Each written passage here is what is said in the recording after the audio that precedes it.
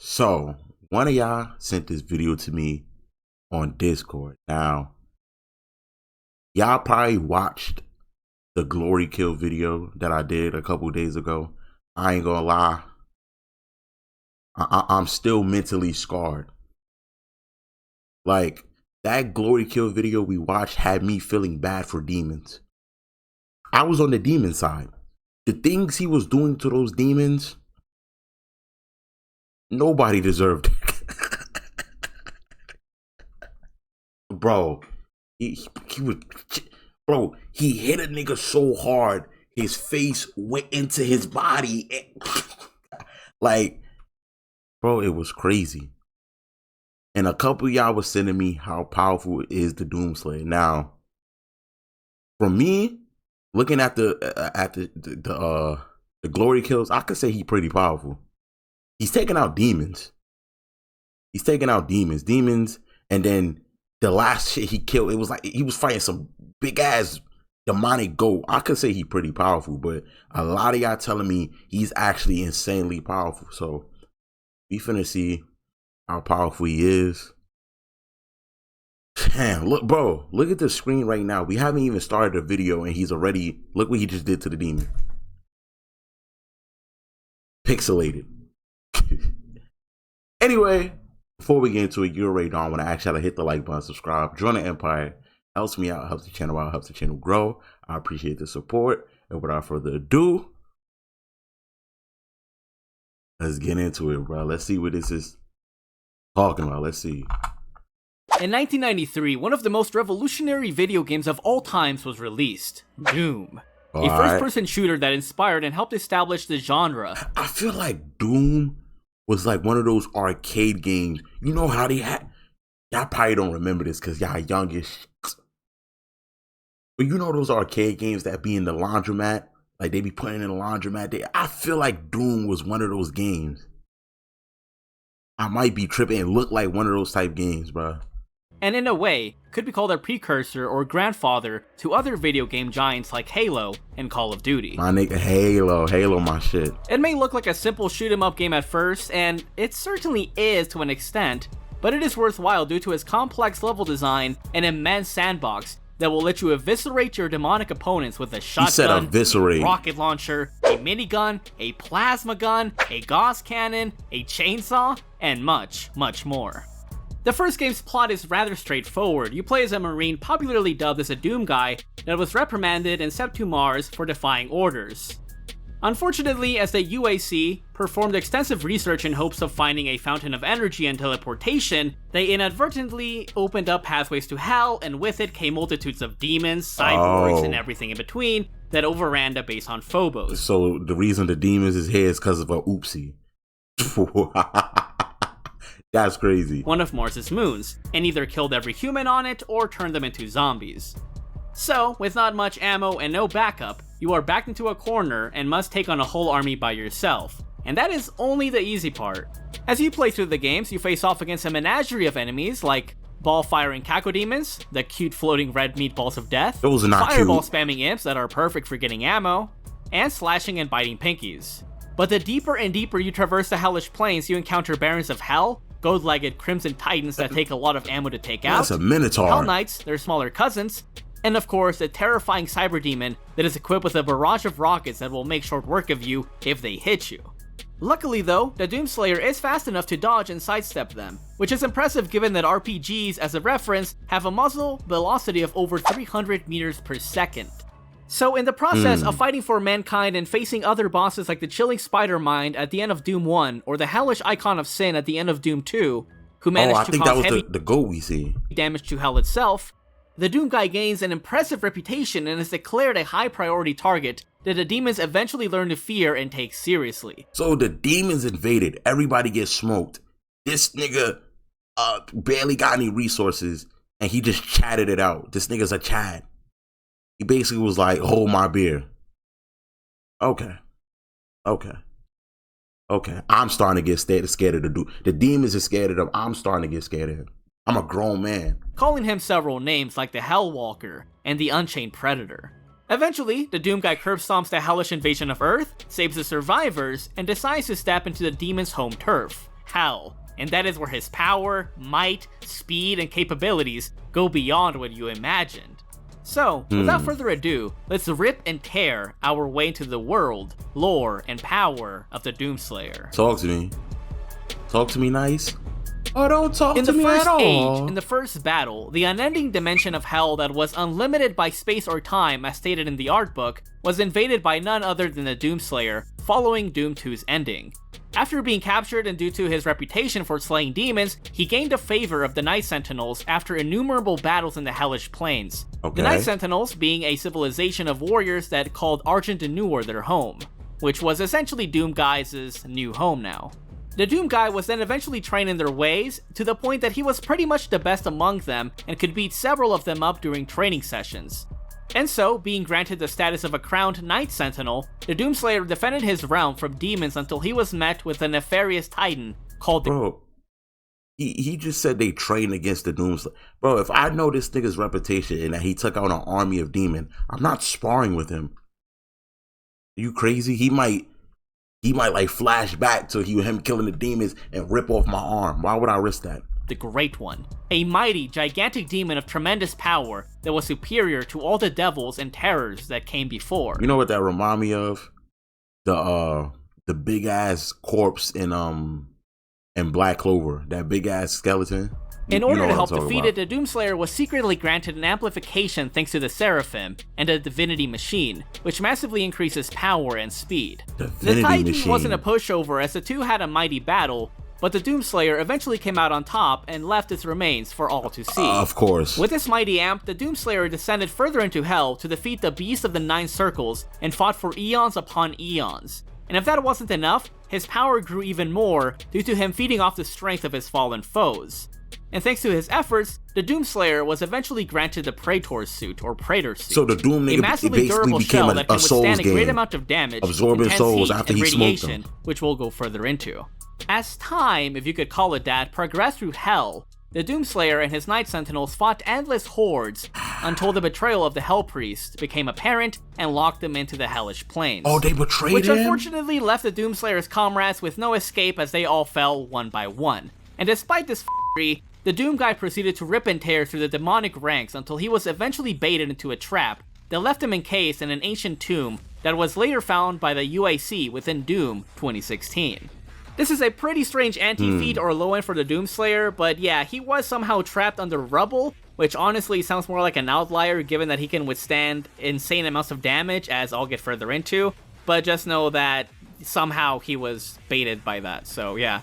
Following the discovery of his sarcophagus, the Doomslayer awakens and finds himself having to clean up the UAC's mess once again, as he is tasked with stopping yet another demonic invasion, in which he had plenty of tools to assist him. His arsenal consists of firearms like the fodder pistol that eventually loses its effectiveness through the later levels, even though it can literally fire 4 megawatt slugs. The super shotgun that eviscerates most demons with one shot and became his baby, and the Opius Ballista, an Argent energy-based crossbow, which sounds sexy. Wait, like, does the gun actually have the curse word in it? Does it actually have... And the super shotgun that eviscerates most demons with one shot and became his baby, and the Opius Ballista. Is that its actual name? That's funny. An Argent energy-based crossbow, which sounds sexy as hell when you charge it up, that it will slice your opponents apart with ease. However, his mightiest weapons are the Unmaker, a demonic-esque energy weapon which is first encountered in Doom 64, and the BFG 9000, which releases a massive green glowing Argent energy shot that boils and blows up nearly everything in its surroundings, and is extremely useful when you're facing off against entire hordes. And the BFG is pretty nasty too, because while it was amplified by a cannon, it was able to blow a hole into the surface of Mars, which Samuel Hayden implored you heavily to not do, but the Doom Guy's like, I don't give a like, what? But to be honest, guys, lore-wise though, and logically speaking, he can simply tear these demons apart with his bare hands. And I would say that, lore-wise, what would make sense is that he's in Berserk power-up the whole time, and you'll see why later on. But honestly, the only reason he uses guns is for the gameplay and because he really likes guns, which, you know, Samuel Hayden actually makes a note of when you first meet him. And I mean, the game developers... So what he's basically saying is, bro don't even need guns. Like, he could put the guns down and use these. But wow. This nigga's getting like bro. Literally confirmed in an interview that the Doomslayer killed a Titan with his bare hands. Then yeah, he could rip apart a Mancubus or a Marauder or a Tyrant or whatever, like, with ease. Like, he would be in berserk I'm looking at him rip them apart with his bare hands. But you'll see why, like, this makes sense later on. It's also not far-fetched that he could rip apart most demons with his bare hands, given that he could break chains that even the mighty Titans couldn't break. And we've seen these guys literally carry entire castles on their backs, which could easily weigh hundreds of tons, so yeah, his physical strength is no joke either. His durability is pretty crazy because the Praetor suit, it is actually a really nasty-ass armor that was forged in Hellfire that during testing by the UAC couldn't be pierced by any of their weapons, which includes 2 Mega Kelvin lasers. For reference, our sun's surface temperature is approximately 6,000 Kelvin, and 2 Mega Kelvins is 2 million Kelvin. And that's not even the best part, because said suit was strong enough to withstand the explosion of Vega's core in Doom 2016, which likely released even more energy due to its 2.4 terawatt power usage. By the way, a terawatt being a trillion watts, which is literally what we use, like, worldwide every year. My brain. On top of that, Argent energy caches, which you can crush with your bare hands and withstand with, like, no repercussions, those have more energy within them than what a nuclear reactor would make in a whole year. So there's insane amounts of energy that you're withstanding, and, you know, the Doomslayer is, like, chilling, right? He doesn't care.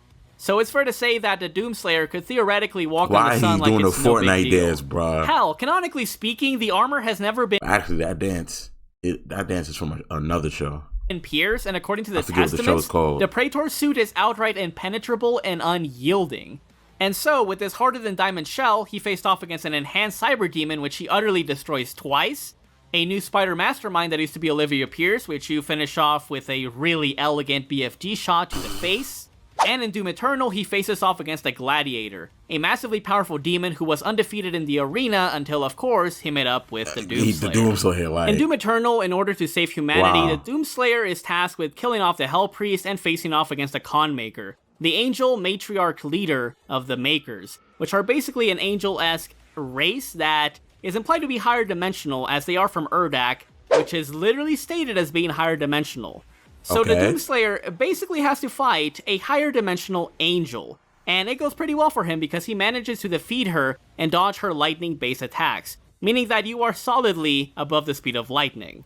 At the very least, though, the Doomslayer should be at least massively hypersonic, given that he can react to the Marauders who can react to your plasma weaponry, which can reach over 100 kilometers per second, or nearly Mach 300 speeds. So yeah, he's pretty fast.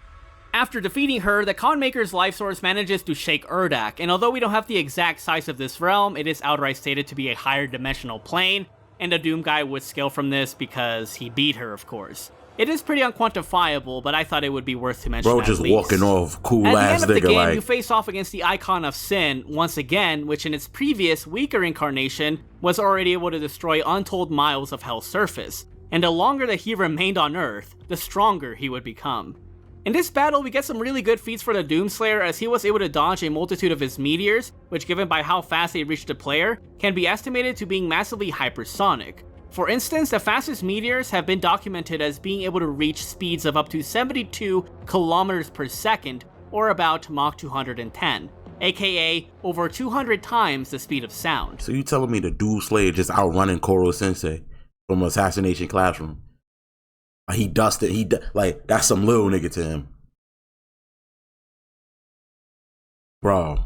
Now, this doesn't directly apply to the Icon of Sin's attack potency, but he was stated as being able to conjure up a black hole which threatened to swallow the Earth and the entire universe over time. Now, there's no given time frame for this feat, but it was implied to be quite urgent because Samuel Hayden says, like, 4 or 5 times, hey bro, like, we need to beat this thing before he gets too strong, because the stronger he's here, the stronger he becomes, you know, he's just bitching and bitching.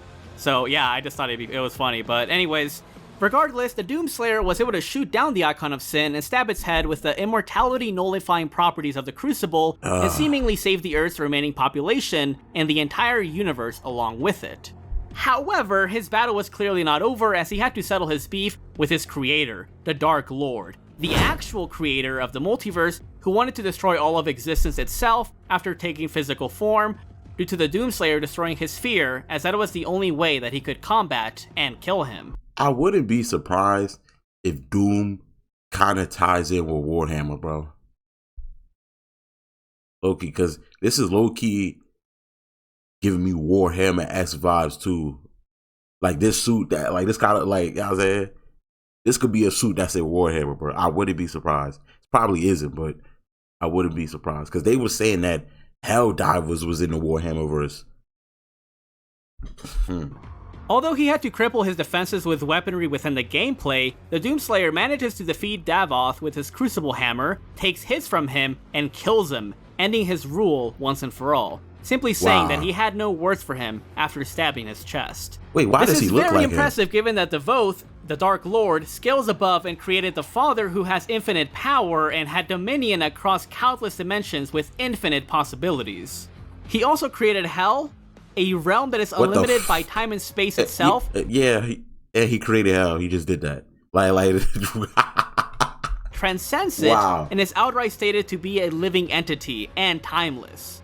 And the crazy thing is that even while being sealed away, Davoth still had enough influence to hold power over Hell and help in its dimension-eating conquest.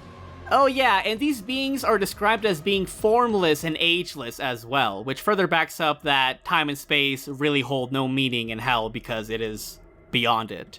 Given that the Doomslayer was able to defeat a being who literally created a multiverse that is stated by Vega and the art book to be composed of countless dimensions and universes, this means that the Doomslayer is easily a multiversal level being. Yeah, it might not look like it at first because, hey, the dude uses guns, but the Doom Eternal art book further confirms this by saying that all of the Doomslayer's iterations and their battles with Hell had ravaged and threatened to collapse the entire cosmos due to a multiversal implosion. So bro, that was just by him existing. Now. Anyways, following the Dark Lord's destruction, all of the demons basically die and the Doomslayer collapses, because he was also created by Davoth, and so the Makers take a hold of his body and put him in a sarcophagus, seemingly putting his rip-and-tearing mission to an end until he awakens once more. Okay, so some of you might be like, how did this go from being a super soldier to being... Bro, I'm so... Bro, I thought bro was just a guy with a gun. I thought he was just a guy with a crazy arsenal. Like, I thought him and Punisher could go blow for blow. No. He's multiversal level now. Holy. Wow. That's tough. Like a literal god slayer. In God of War, Kratos can be argued to be an universal tier being and beyond because he outright beat up gods like Atlas who had the power to destroy an infinite universe, or Poseidon who could shake it. Bro, the way Kratos did Poseidon, bro. Like, this gotta be top 5 worst game beatdowns ever. Like, he did Poseidon so filthy. Like, why did he do that? He didn't even do Ares like that. Among many other things in the games. Bro. Yet, through gameplay, Kratos can be hurt and even killed by fodder beings that he could realistically one-shot. And just like in Doom, you can be killed by an imp if you don't attack it, but realistically, how is it going to pierce your armor, right? Like, in the lore, it says that the armor is literally impenetrable, so I'm not saying a no-limits fallacy here, but it is implied to be extremely durable that no demon could even do anything to it.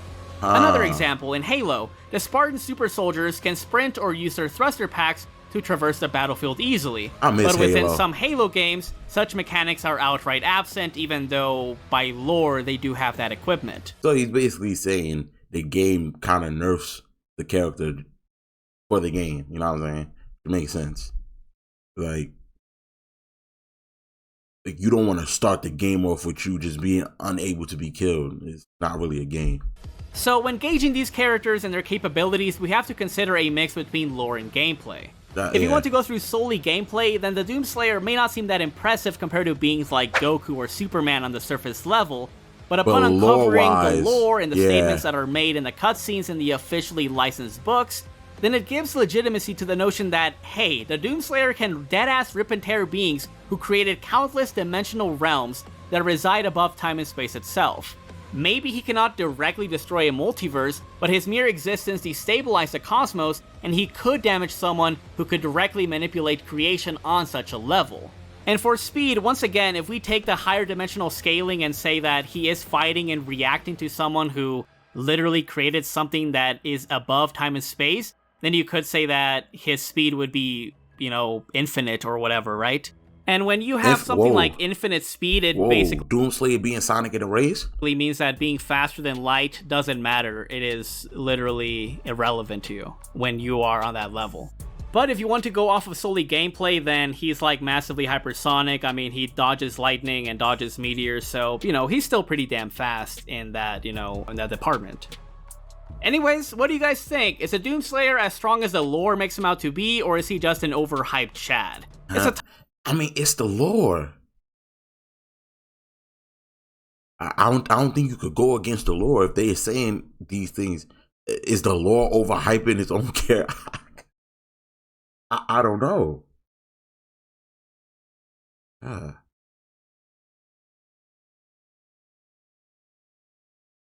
That's tough. That's tough. Tough call, but I'll let you guys decide on what his true gauge would be when you're accounting for both mediums. But personally, I think I'll take the lore over it because, I mean, it just makes sense to me. But anyways, I really hope that you enjoyed this video. Video. Appreciate y'all sending me the video, bro. So you telling me the Doomslayer, if he was in the Tournament of Power, him and Jiren could be boxing for real. He might give Jiren a noogie, like.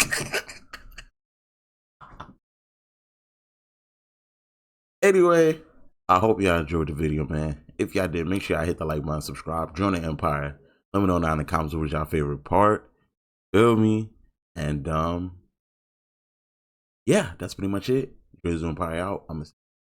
Gotta hold my ground. Smile left and I lost and found. I don't cheese, I'ma walk in frown. Hey, you up, can you hold me down? Spin it up, cause I know you round. Left phone, what happens now? Been around, look what I got.